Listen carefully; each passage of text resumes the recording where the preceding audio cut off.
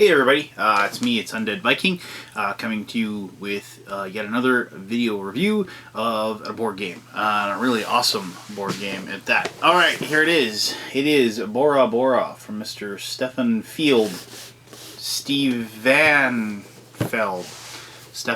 I'm guessing it's Stefan Feld. I'm assuming that's how everybody else pronounces it. I was just having a little fun there. Anyway, you know, I don't really always buy into the designer portion of this little great hobby of ours. Obviously, these are considered designer board games, and certain people have made names of themselves, for themselves. And of course, you know, there's the big names and what have you. Stefan Feld, the first game I ever played of his design was In the Year of the Dragon, which is a fantastic game that I enjoy greatly. Other games by him that I have enjoyed incredibly are Macau or Macao, or you know, however you want to pronounce that, and most recently, of course, Bora Bora. Now, I don't really buy into the idea that certain designers always have kind of the same game, if you will.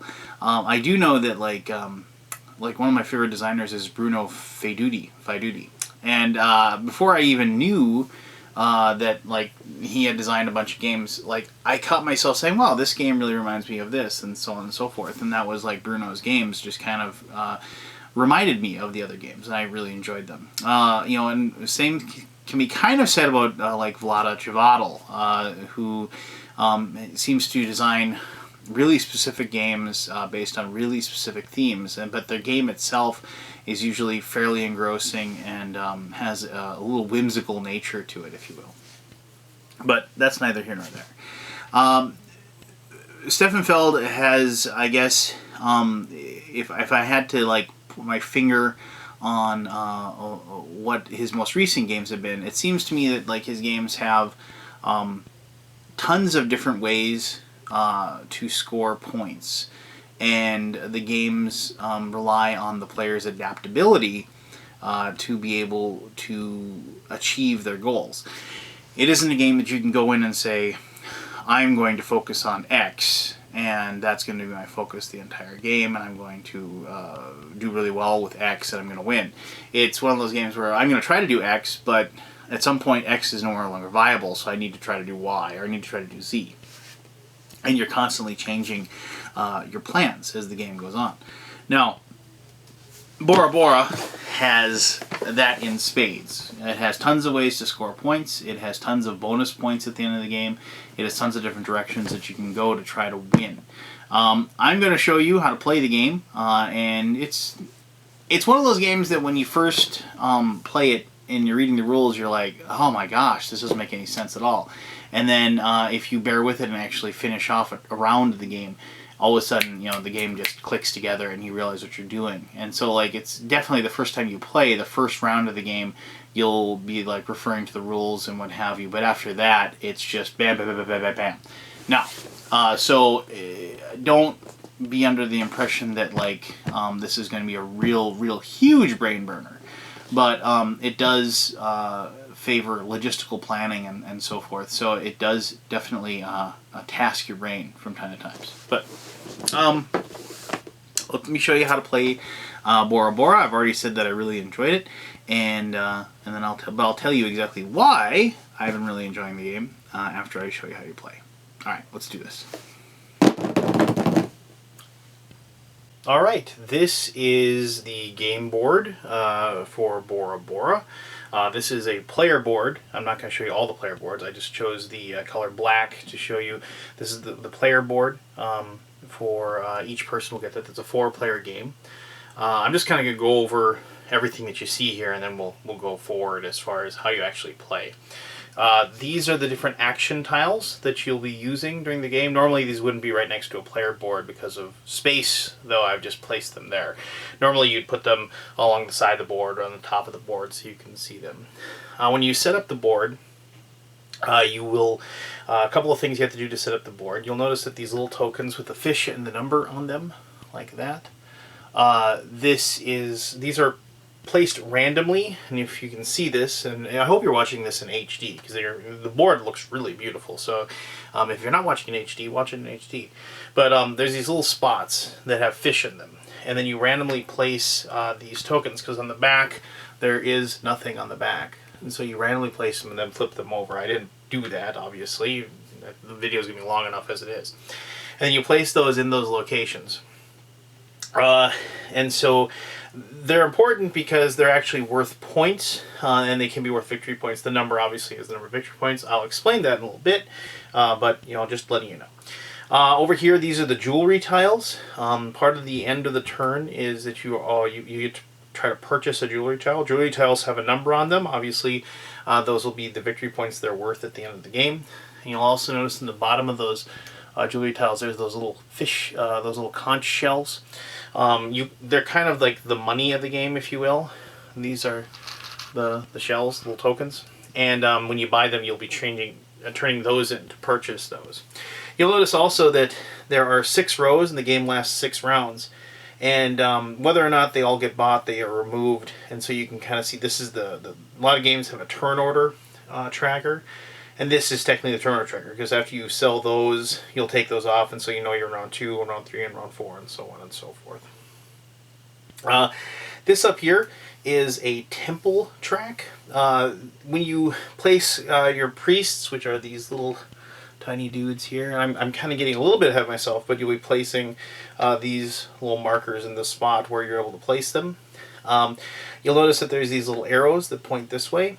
As more and more priests get placed, there's also a die roll underneath, 6, 5, 4, 3, 2, 1. When you place a priest in like the 6th spot, if there is a priest there, you move it down to the 5. If there's a priest there, you move it down to the 4, and so forth. So you actually start shoving the priests off of the little temple track up here. And then if they get shoved off, they aren't killed or anything. They're returned to the player who had them. You'll notice here, notice like this is round 1, this is round 2, and this is round 3. Not 1, 2, and 3. Those are the victory points you get at the end of the round for having priests on this track. For each one, the first 2 rounds they're worth 1 point. First 2 rounds they're worth 2 points, and first 3 rounds they're worth 3 points. The last 2 rounds they're worth 3 points. You'll also notice there's a 10 and a 7 and a 4. And there's this little marker here that's called a build marker. And the build markers are the same things on the player board that look like this. You'll have a 1 on there because you have to roll like a die roll of 1 or whatever to build that, or higher. I'll explain that once again in just a little bit. But on the back you'll see there's the same picture there. And so when you build them, you're placing them on this little board in front of you like so. But it's also worth points. So if you build like right away, it's worth 10 points a shot. During the middle 2 rounds, it's worth 7. During the last 2 rounds, it's worth 4. Here you have task tiles. Tasks, at the end of a round, you try to complete one of the tasks that you have. The tasks are located on the bottom of the player board. You can see them right there. I'll grab one here at random.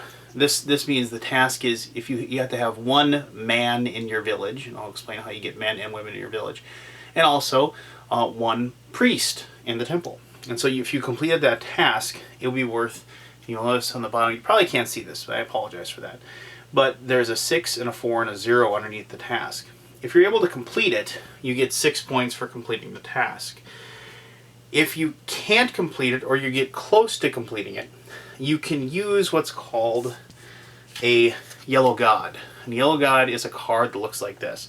You get 2 god cards to begin the round.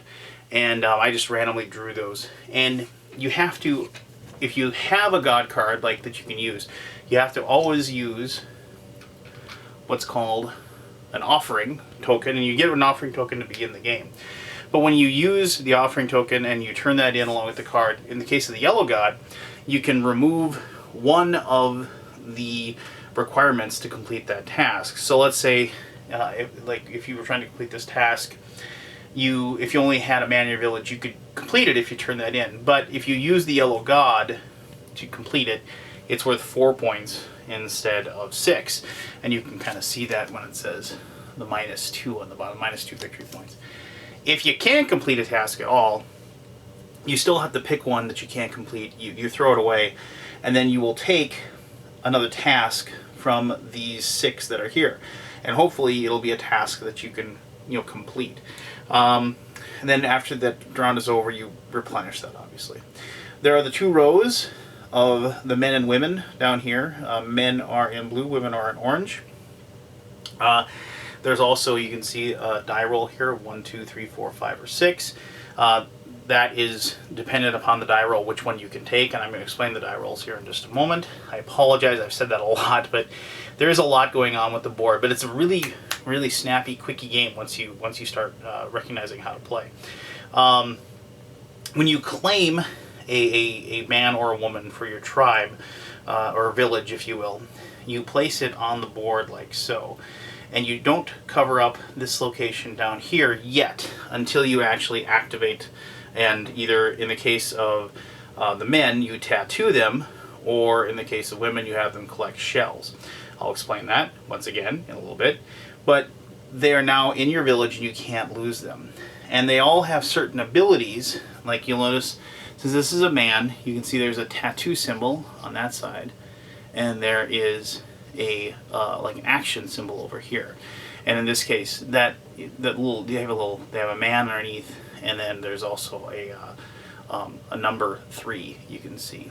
And so what that does is it replicates the same action as taking a person or whatever if you rolled a 3. I know it sounds really confusing right now, but just bear with me. I'm just trying to explain to you how the board works and how everything looks and how you will interact with it. But now I'm actually going to step into the actual playing of the game. Now, before you start, you'll notice on the board in these islands, you'll see there's these little spots here that have either, in the case of like this one, and that one, they have a resource on there. Rock, sand, and like bamboo. And those correspond with the colors of the resources in this thing. The gray, the tan, and the brown. So you randomly determine who the first player is. I just made the person who's playing black the first player. And you place the first player on the 0 spot on the track, and then to compensate for going after the first player, and because turn order is huge in this game, you then place the next person on the 2, so they start at 1 point, I'm sorry. The third player starts at 2 points, and the fourth player starts at 3 points. You will also notice that over here you'll see these discs, and this is called the status track, and you'll see there's these little tattoo symbols on the side here. So whereas if you activate a woman in your tribe, you get the shells, which we talked about earlier, enable you to buy the jewelry. When you tattoo a man, you see they have those tattoo symbols on the side. You'll go up this track.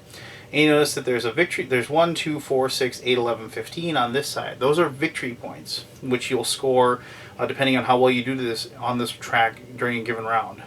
And as you move up this track, when the turn ends, you determine who the first player is by who went up the furthest on the track. And so in this case, if that ended like that, we'd go like this. And so the person that is on the top is the first player, and then so on and so forth. You can see the different colors, and then it would end up like that. It should be noted that if you ever match somebody on the spot that they're on, you actually do place yours on top, meaning that the person to last get to that level actually is the first player. It's one of those interesting stacking situations that happen a lot in games. So let me just put these back in the order that they're in and put them back on the 0. Alright, so now after all of that, I'm going to show you what the first thing that happens in the game in reverse turn order. With the person that blew, they will actually get to place their first hut before you take any actions whatsoever. But you have to place your hut on a spot on the board that is by a fish that has a 1 on it. So there's a fish here with a 1 on it here, a fish here with a 1 on it there, a fish with a 1 on it here, a fish with a 1 on it here. And so what happens is, and then you can see that there are these different resources. So you either get the resource, or in the case of this is what is an offering, for the activating the gods. So blue gets to go first. They're going to take that offering spot. I'm just placing these at, fairly at random. And we'll go red there, and we'll go green over, where's the other one? Okay, there's the one right there. And then we'll take this off of that player board, because that opens up a spot that they're going to be able to place one of their people. And we'll find the last one, which is right here. We'll place that there. Now, because he placed that there, he's going to get the resource that's on that location. So it is a bamboo, so I'm going to get a round little rondel, or it's like kind of like a barrel almost. And octagon, actually, if I look at it now. And then you place it on your spot here where there's a bamboo. So he'll just place it right there in the middle, and now he's claimed that spot on that particular board. You'll notice that there are the different resources all over, and in order to actually build one of these onto those locations, you have to have 2 spots that are connected to be able to build those locations. So now, after that has all been done, we finally get to roll the dice. Yes, it does have, dice are what determine the actions in the game. Now, I'm not going to really roll. I'll roll mine here just so you can kind of see what happens, but the others I might have to fudge a little bit to determine what goes on. So I'm just going to kind of roll these over here. And here we have a 3, we have a 4, we have a 5. Now, the one thing you have to remember about these tiles here, and I should mention that, I think I mentioned this, just in case I didn't, these cards, even though I have them face up here, these god cards, they are secret. Your hand is secret. Nobody knows what cards you have in your hand. And so just remember that, even though they're showing right now. Those 2 cards are for the player that is playing black. But anyway, the action tiles. When you place one of your dice on this location, let's just say like one of these 2 locations here, either the man or the woman. One thing that does is it determines how well that action will work for you. In the case of the man or the woman, it allows you to take one of these people from 5 or lower, since I put the 5 on that location. So I could start here in the 5, and I could take any of these, or I could take any of these. What it also does is that it prevents anybody from also using that space with the same number or higher. So if I placed that there, and I took one of the 2 villagers, and green was up next, and green decided they want to do that as well and put a 1 on there, they've effectively closed that location off because of the fact that the 1, because first of all, green would have to want one of these 2 villagers, which maybe they did, but also it basically means that nobody else can take one of the women tiles that's on the location, with the exception of using the blue god power. And the blue god power is either you have to use a card, or I should mention that each person starts with one of these tokens, and you can get some by being the top level priest on the priest tile, a god token.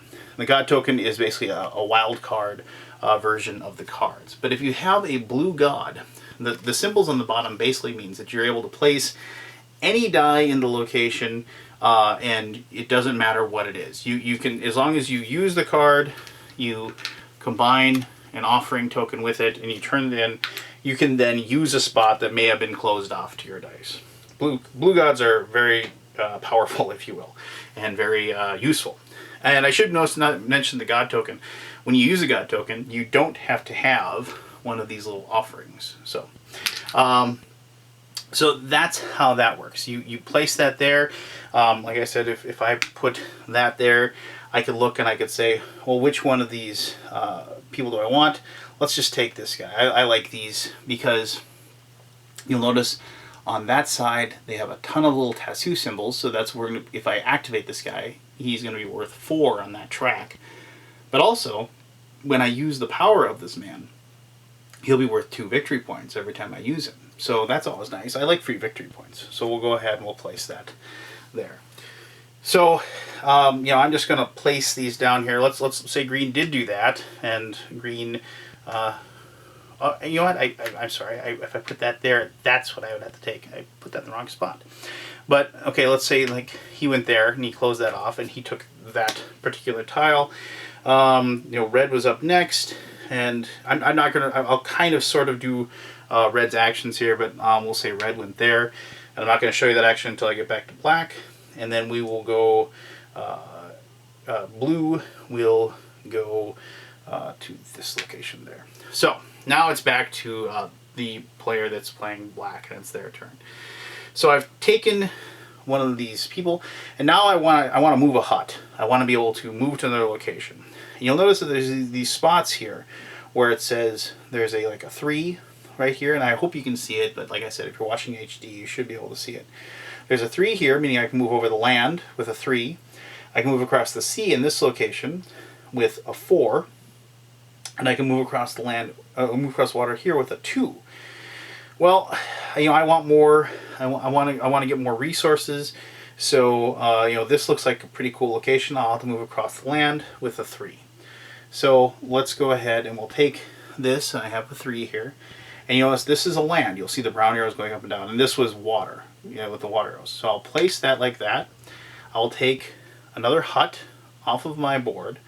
I'll place it in that location like so, and now I can take a sand, and I'll go ahead and I'll place that on my board like that.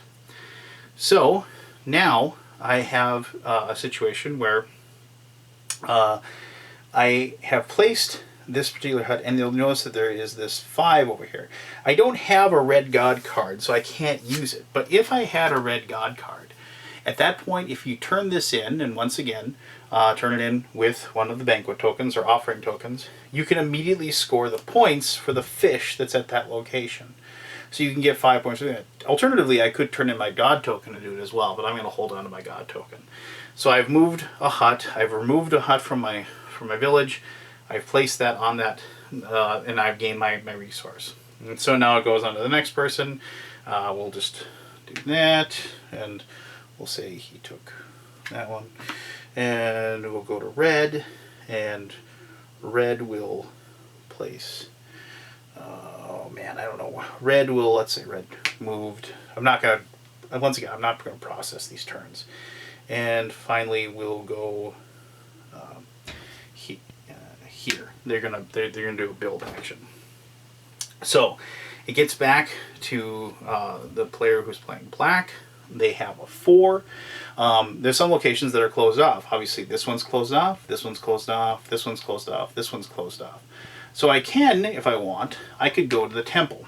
And I'm going to show you, when you take the temple, you take the spot that's 4, and you place it on that location. If I wanted to, you could, once again, play it on some other location if you wanted to, but why would you? There's really no reason to. You'll notice that there's this little fire here. And when you do that, you immediately get to take a fire action. Now, a fire action, what it does, it gives you the option of either immediately taking a god card, which if you take a god card, you can take any of the 5 cards that are up here, or you can draw one from the top of the deck. If you take one from over here, you replace it.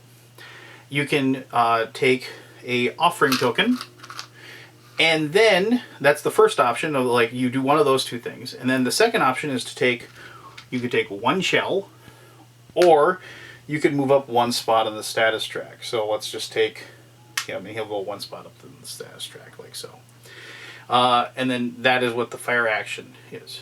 Now, alternatively, if I hadn't done that, I could have gone to, like, say, the build action. I wanted to show the build action to you real quickly here.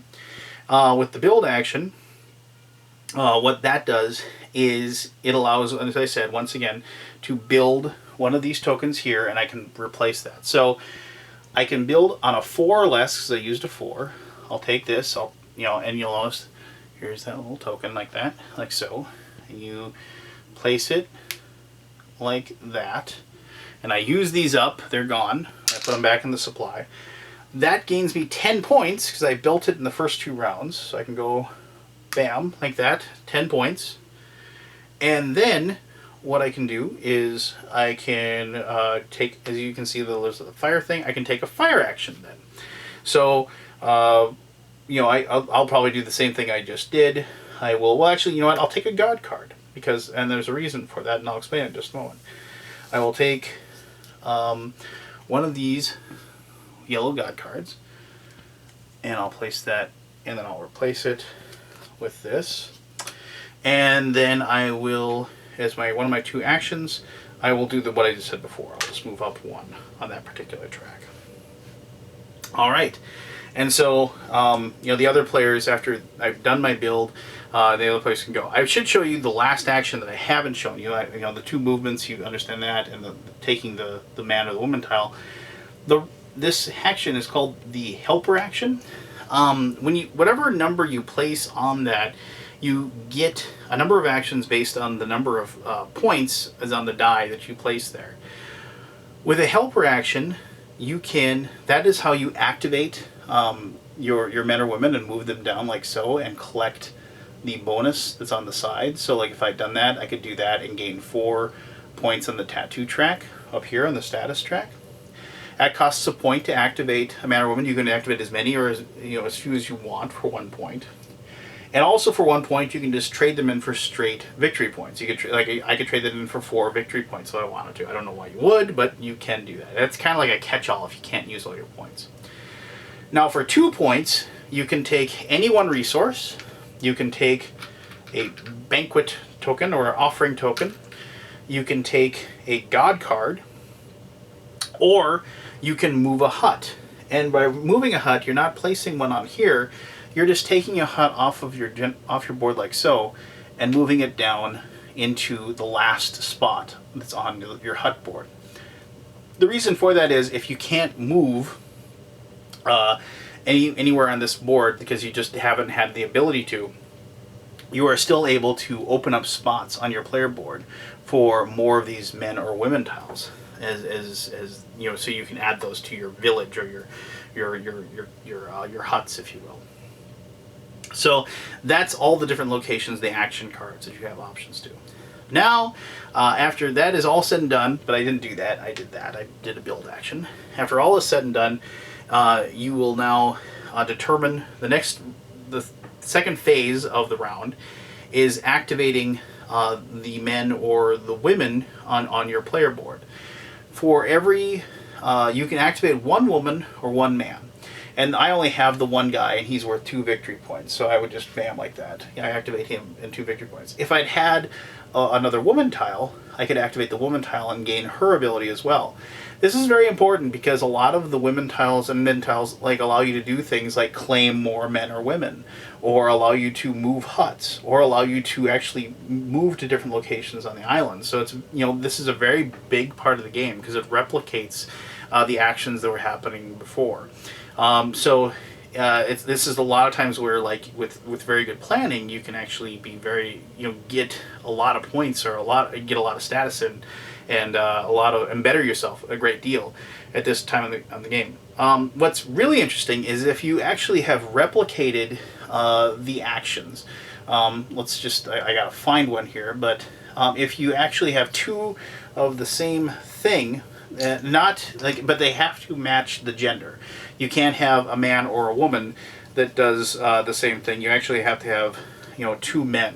So let's say I had these particular those 2 people, and then for explanation purposes, I'll place that woman tile there as well. If I activated the men, I would get 4 points actually for that particular, because that combination is I have 2 people of the exact same thing, but I would not get 6 if because it's the 2 different genders. Now, of course, I can activate her as well to get the 2 because that would be my woman option. But you will combine those if you have tokens that actually connect with each other. One last thing before I actually move on to the next phase, I'm going to explain the green god to you. The green god actually allows you to either take another action of a man or a woman action during this phase B of the round, or you double the action of 1. So in this case, if I used a green god and turned into the offering token with it, I would actually get 8 points because that'd be 4 times 2 is 8. And then or if I for whatever reason if I want to double her, it would be worth 4. But you have the green gods actually come in handy a great deal during this phase if you want like that get a lot of points, or sometimes like there's ones that will get you resources, any one resource, and you could double that if you wanted to double taking an extra villagers, that sort of thing. Before I move on any further, I do remember at this point I did there's another god that I have to show you, the white god. The white god allows you, when you legally place a die. So like let's say when green played this one and legally played it on that particular tile, if you turn in the white god or use a god token to take the white god, you do at that point you can turn this in and you consider this one to be a 6, and you can then take pretty much any action, but it is still a 1. You don't turn it into a 6. It remains the number that it is. It still blocks the area as such, but you consider that particular die a 6 for that case. Now, after you've done the man or the woman action, you now can move on to like the last round, which kind of like it just satisfies everything that's on this side of the board. First thing you do is you check the status. In this case, if nobody else had moved up, black would score 1 point, and then you would move it back, and then the black player would remain the first player. I showed you that kind of at the very beginning, but this is when you do that. If there was a priest on this particular track, and there was nobody else, or the only people on here would score points depending on the round. So in the first 2 rounds, it's worth 1 point. So 1 priest would be worth 1 point.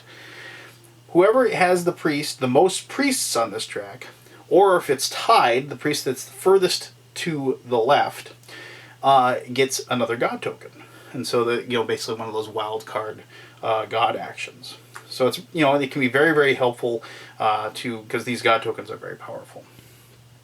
The next thing you do is actually purchasing the different jewelry. And so starting with, and when remember, you may have changed the first player at this point because of the fact that it might have changed. The new first player, whoever has the first player marker, gets to pick, and then the second person picks, and the third person picks, and the fourth person picks. And then whatever isn't taken, you discard. So if in this case, if like nobody bought any, or if only one went up on, you remove them all and you take them off the board. Finally, you are going to do your tasks. Now this is why I took that extra god card, the yellow god card. You'll notice that one of the tasks that I drew is actually 2 yellow god cards. So you don't actually use up the items that you use to complete the task, but you show that you can complete it. You would these are hidden, so you'd show the rest of the players the fact that you have 2 yellow god cards. You take the task and you place it in this location, saying that you have completed it. And then, since black was the first player, since we had it, you get to replace it with another one of the pieces that are over here. And so, he's going to take, even though I didn't take these 2, he's going to take this one, because this says that if any time he has 2 of the victory point villagers, whether man or woman, he would complete that task. And so then he places that new particular task tile on his board, and now he can hopefully complete that task. And if you complete the task, that's worth another 6 points. So 3, 4, 5, 6. And obviously these people would have scored points too, but I'm just not moving those along. Once you complete that portion of the round, you remove all of the task tiles that weren't taken, and you discard them, and you replace them with more task tiles. I'll place those down here real quickly, and then you remove any of the villager tokens that were not taken, and you replace those as well. So we'll just place those quickly. And once you've done this, you are ready to begin the next round. And the first player will once again, you'll roll the dice, and the first player will start by choosing the different actions, and you can just continue on. The game continues for 6 rounds. Once you've completed the 6th round, you will go into end scoring. There's a couple of things about end scoring that are very important. The first thing is that after you've completed your 6th and final task, or perhaps not completed it, whatever task tiles you have left on there, you immediately check to see if you can complete those as well and score them if you can. It's important to note that if you're able, there's a lot of different things at the end of the game that if you can show that you were able to do, you get bonus points. And completing all 9 tasks during the game is one of those things. One of the other ways that you score final victory points is if you have the hut that is located in this particular box, you will score the fish that are in that location. Now, as the game goes on, what happens is that if you move into a location with another hut, you'll knock them off that space, and you'll replace it with your own. And so whatever hut is actually in this particular location, you will earn the points that the fish have. In this case, green would not get that because I would have knocked them off because I had moved into that spot. So it's one of those things where the last one to move in, just kind of like the last one to be on top on the status track, is the one that gets the points. The other bonus points that you can possibly get are if you've built all of your huts, so all of your huts are out on the board, and then also if you've placed a hut in every single one of the locations on the board. And all these bonus points are all worth 6 points. If you've managed to build all 6 of your tiles, that's worth 6 points. If you filled up this little board, but also you don't have to have used building. You could have just filled it with resources, and even if you hadn't built the tokens to fill it out, that's worth 6 points. If you manage to build a jewelry tile every single turn, like you never fail to build a jewelry tile, that's worth 6 points. God tokens are worth 2 extra points at the end of the game, and you also score all your jewelry points. You don't score them as you buy them; you score them all at the end. And that's like one of those things where when you buy these, you actually put them face down. And so if people don't remember how many points you have underneath there, you can really score a ton of points right away at the end. I just recently lost a game because somebody had a ton of good points in the jewelry at the very end of the game, and they just got a huge influx of points there at the very end. But and then once again, like just any victory point game, you total up the total number of points that each person has, and whoever has the most points wins the game. So I hope that wasn't too confusing. This is a game, like I said, it's got a lot of things going on. It's got a lot of ways to score points. It's got a lot of actions and things happening all the time. But if you're familiar with Euro games, and more importantly, familiar with Stefan Feld games, which seem to have this process of tons of things happening, tons of points happening, and it just always seems like everybody's just turning in bucket loads of points all the time. I think this game will be really easy to figure out and really easy to catch on. So, I like the game, but let me tell you exactly why I really like the game.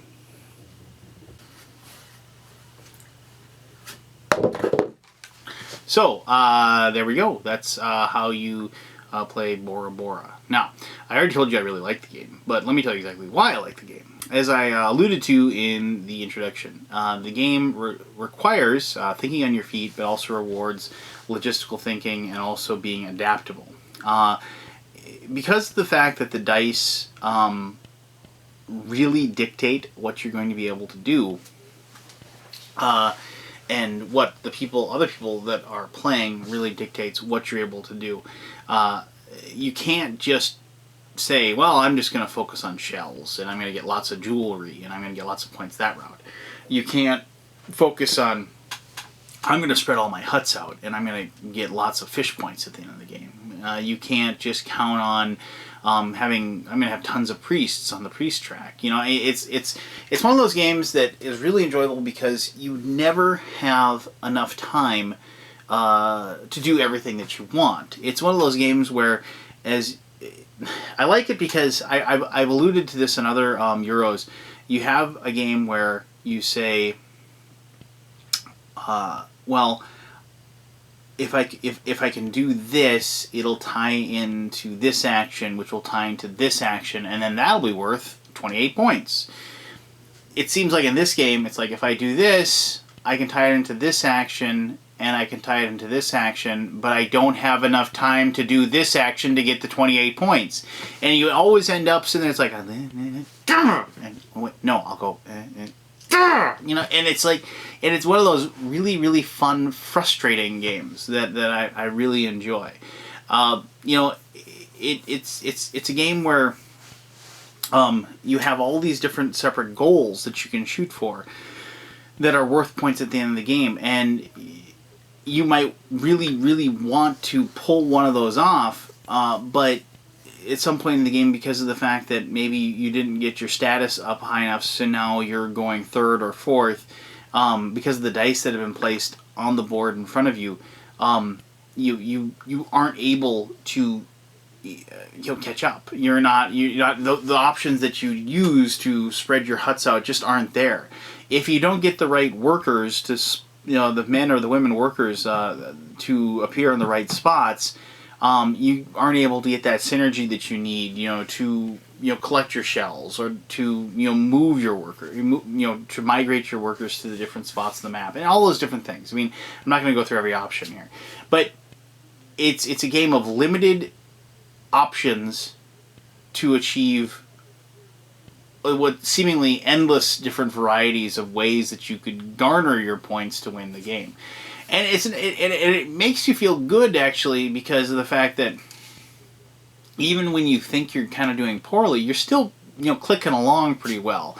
Your engine, if you will, still is firing on all pistons. It's just you can't seem to, it's one of those situations where you never seem to be able to get it going. Like, the car engine is hiccuping and coughing, and it never seems to run really smoothly. And that's good, though. I like that. I don't like playing a game where it's just like, all right, do this, this, and this, give me another 17 points. This, and this, give me another 20 points. And this one, it's like, give me this, and okay, wait, no, I can't do that anymore. Now I'm going to have to do that.